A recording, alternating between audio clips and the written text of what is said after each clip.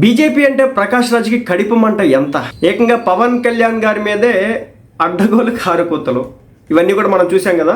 ఇక ఇప్పుడు ఏంటంటే ఏకంగా ఒక రకమైన స్ట్రాటజీ తీసుకొచ్చినాడు.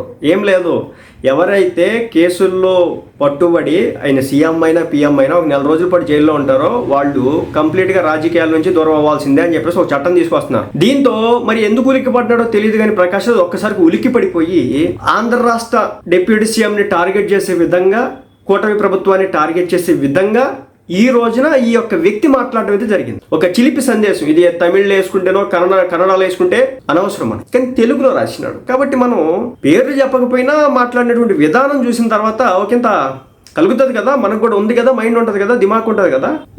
ఏమన్నాడంటే, ఓ చిలిపి సందేశం, మహాప్రభు తమరు కొత్తగా ప్రవేశపెడుతున్న బిల్లు వెనుక మాజీ ముఖ్యమంత్రిని కానీ ప్రస్తుత ముఖ్యమంత్రిని కానీ తమ మాట వినపోతే అరెస్టు చేసి, అంటే ఇప్పుడున్నటువంటి ముఖ్యమంత్రి చంద్రబాబు నాయుడు గారిని కానీ మాట వినకపోతే, లేదంటే మాజీ ముఖ్యమంత్రి మన జగన్మోహన్ రెడ్డి గారిని కానీ మాట వినకపోతే అరెస్ట్ చేసి మీ మాట వినే ఉప ముఖ్యమంత్రిని ముఖ్యమంత్రి చేసే కుట్ర ఏమైనా ఉందా?